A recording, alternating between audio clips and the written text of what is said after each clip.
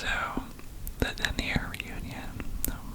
I graduated high school in 2015. And we had not one, not two, not three, not four, not five, but 6th year reunion. Our 5th year reunion took place during COVID, so we couldn't all meet, so we pushed it to a 6th year. And I don't know about you, but when I was in high school, I had this impression that the reunions were going to be this big deal, where people were going to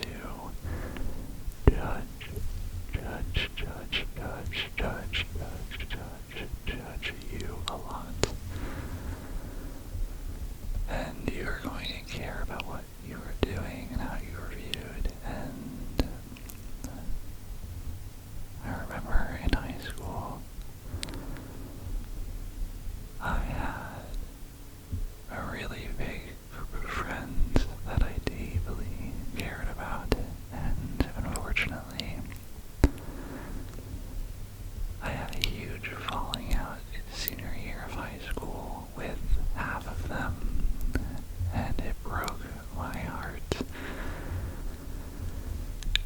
I do consider it being one of the first heartbreaks in my life, where I had these brothers that I thought I would be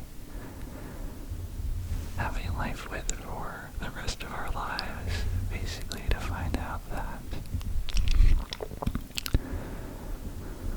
they didn't care as much as I did, and that our relationship was just out of convenience, nothing more. And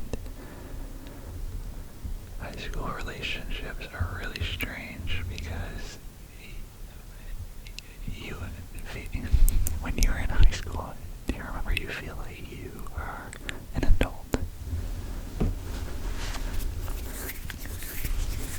Because you are very aware of the world and how you feel, and you basically know everything you think, but you just haven't experienced things yet. And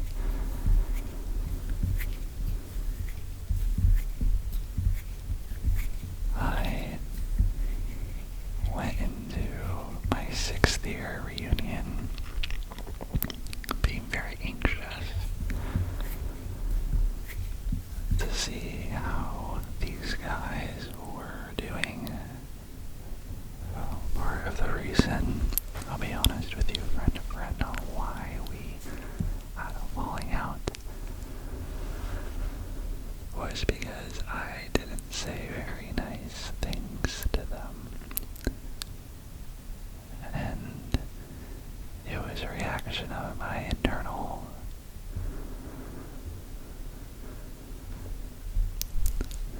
everything that was going on in my internal world was really tumultuous in senior year of high school. I came out to everyone in my school very abruptly, very in a Nick fashion. I wanted to prove to myself and to others that, sexuality doesn't matter and all that, and I did it, and I never realized how much it impacted me until after doing it, and I was very emotional and very much needing my guy friends to support me and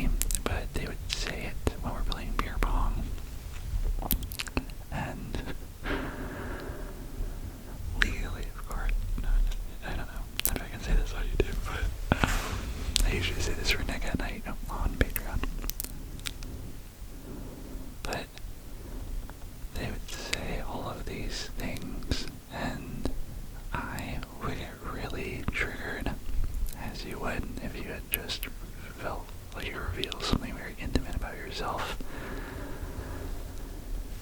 And then people around you aren't sensitive to that. I told one of those guys when they asked me very intimately, like we were in a car, one-on-one, and this is one of my bigger regrets. In high school, he asked me very honestly if he thought he was a good friend. He asked me if he thought that he asked me if I thought that he was a good friend.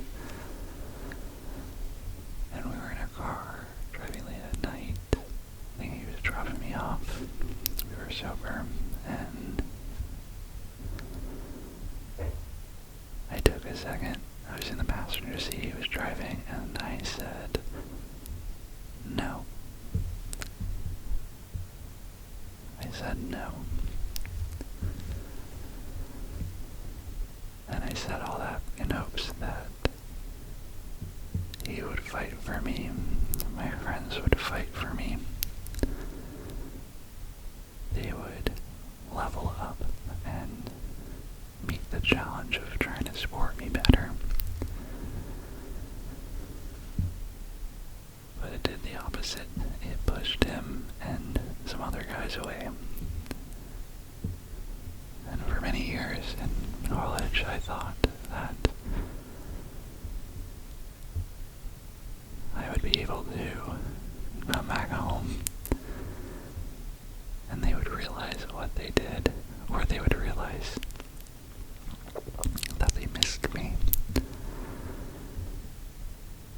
They would forgive me, and I would forgive them for their actions, and we would be brothers again.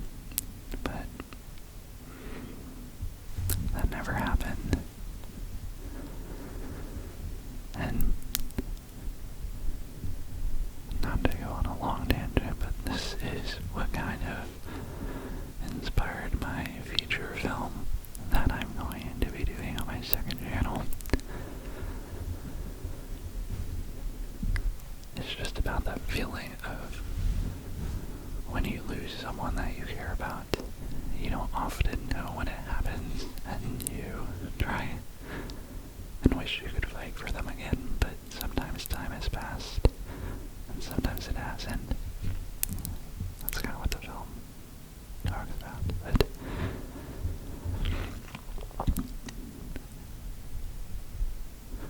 it got so bad that I would sometimes go to a party because I have a twin, and she's very popular, and I would go with her to parties sometimes on New Year's, and I would see those guys, and we would just say hi and not really talk, and it was a very hard time for me. But then life happened, I met new people, and you know how it goes. And the 6th year reunion comes, and it's at a bar, and I remember going and being very nervous but very proud too. It was right after I started working on Shameless, and was working on big TV shows and movies, so I felt very proud of myself. And yet I still hoped deep down that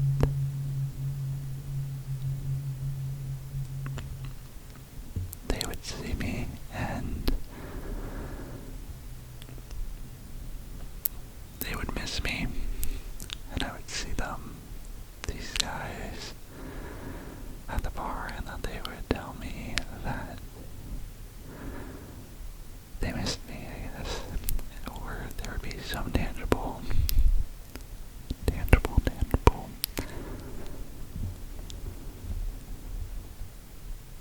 moment that would feel familiar to the past happiness I felt with them.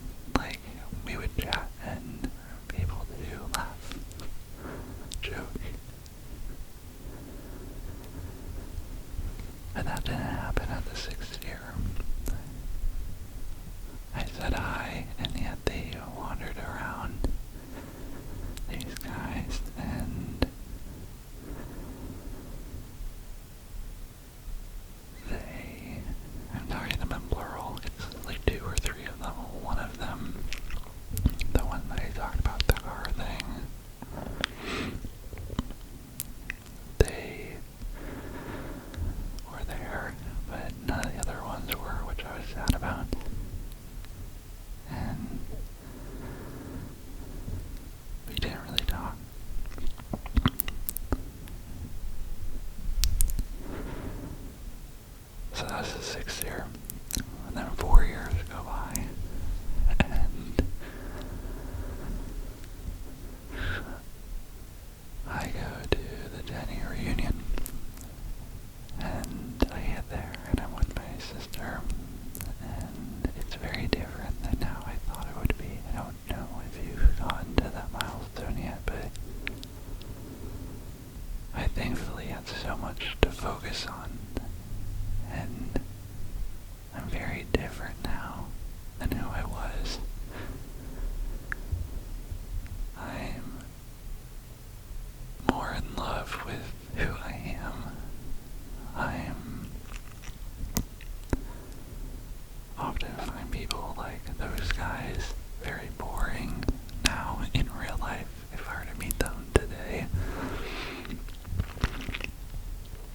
But even with all of that, as I entered the bar, and we were 2 hours late, and there was a huge crowd of miscellaneous faces that were hinted with familiarity, and I would point and say hi and catch up with exes and friends that I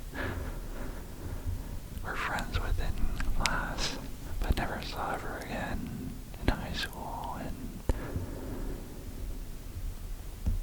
it was really nice, except for the guys.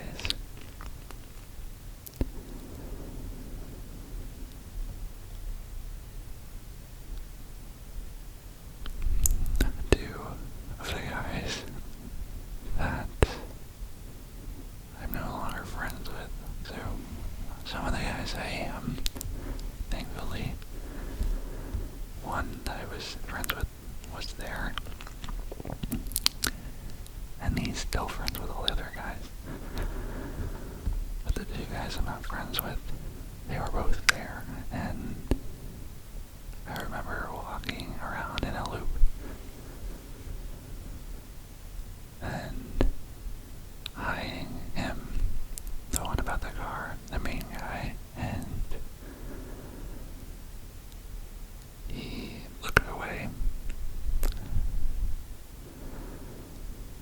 And so I walked away, and I'm a social butterfly. I love talking to people. I love getting to know people.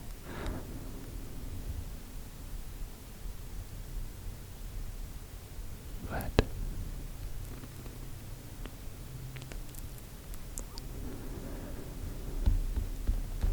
this nagging feeling of wanting to be appreciated, loved, cared for by these guys was still there. I grew up with them from middle school. I have so many amazing memories. I have so much joy with them. And I knew I wanted to be the person that made it not awkward. So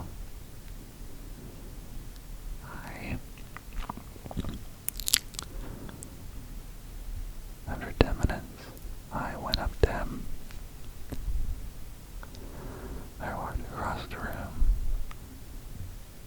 I shimmied my way through people, and I grabbed him on the shoulder, and I said, "Hey." And he turns to me, he says, "Oh, hi." And then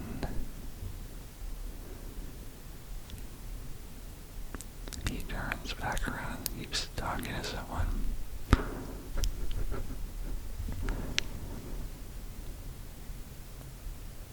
It was really anticlimactic.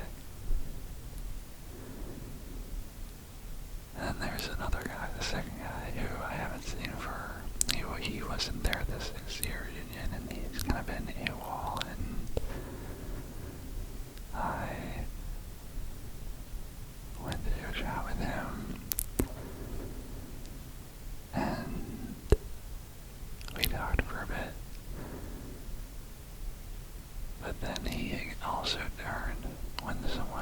this attention. And I know what you might think. What do you expect them to say, Nick? What do you want? And I guess part of me wishes that we could be normal again. Part of me wishes that I could feel love from them again and not feel all this pain.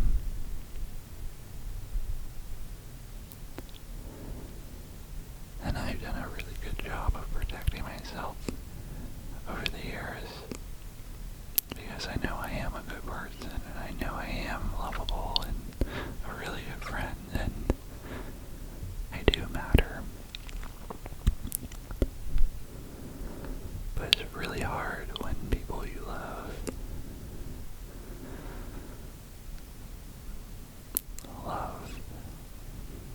leave you. It almost makes you feel like you did something wrong, and maybe I did.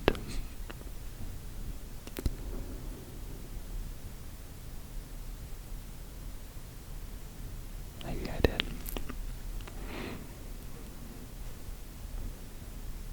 And I think what's difficult is my sister. I love her so much, but she plays devil advocate sometimes, and we were in the car ride home, and she said something along the lines of, well, maybe you hurt them too.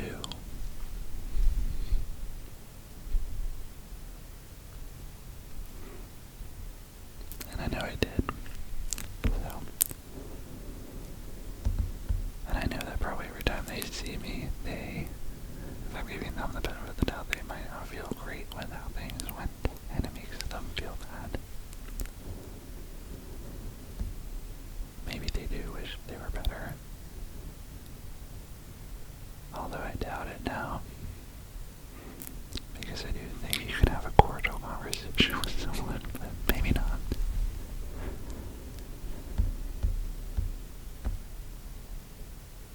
But what's really wild is this is something I used to think would crush me. It did in the past. But it didn't now. Going to my 10-year reunion, I realized I don't know these people.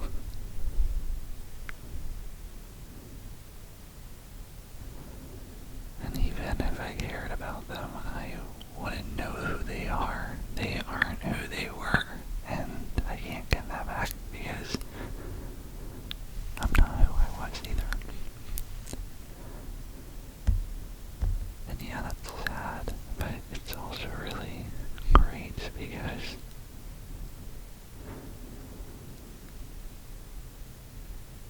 I deserve people who love me, and I am okay with letting people go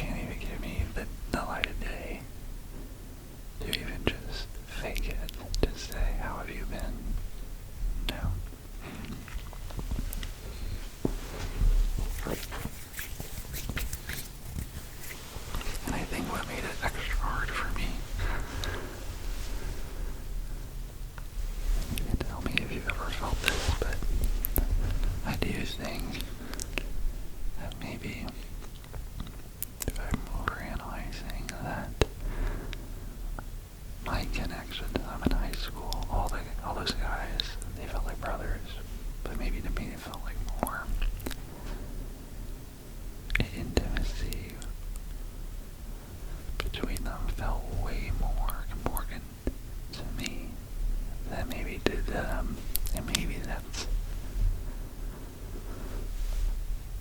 my queerness.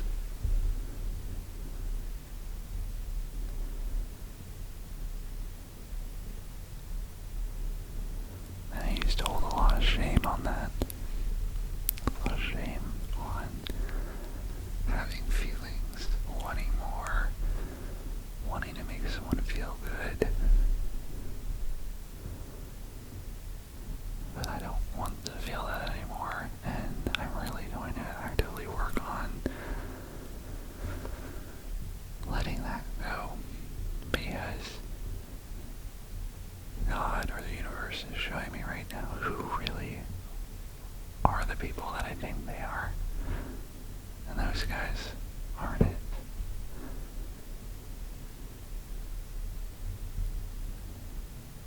And it makes me sad to acknowledge that what I thought would be a lifelong friendship is now nothing. But I also know that I value myself more than what it would mean to try and be friends with someone like them now. And I don't want to be anything like them. I really don't. They're not nice. Or maybe they are. I don't know. I don't know them. But I used to feel a lot of shame talking about them, because I think that's how I thought I lost them. By telling people that, oh, these guys weren't great, or, and you know what? It is probably how I lost them, but it doesn't diminish that that is actually the truth, and whether I realize it or not, I guess I was forcing myself to push away, even though I didn't want to.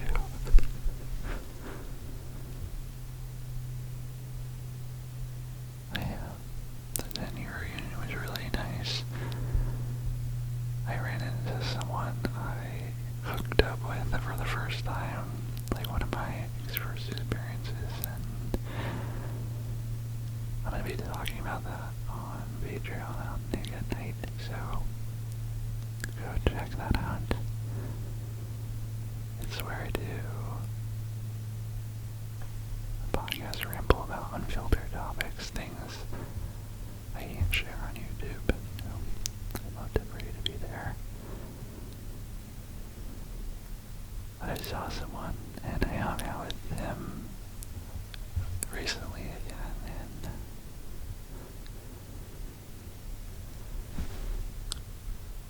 what would I tell younger Nick if he was watching this right now?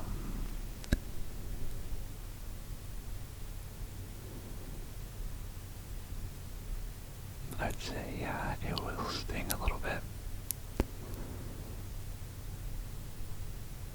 But you have such a bigger heart than you know, and there's so many people that will love you in the future, and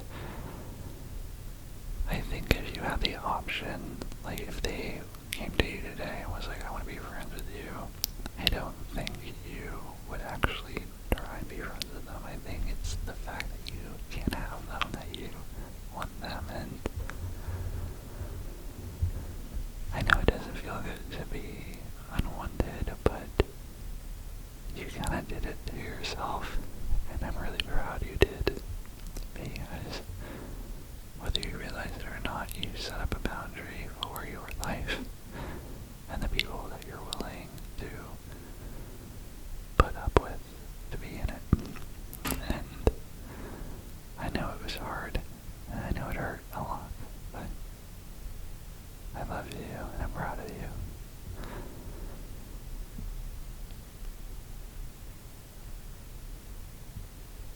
And it's okay to let it go.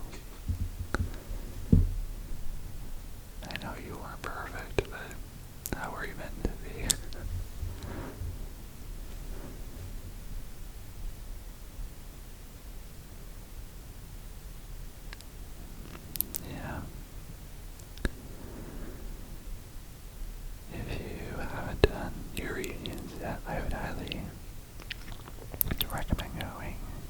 It was really fun watching and meeting people and seeing people I haven't seen for a really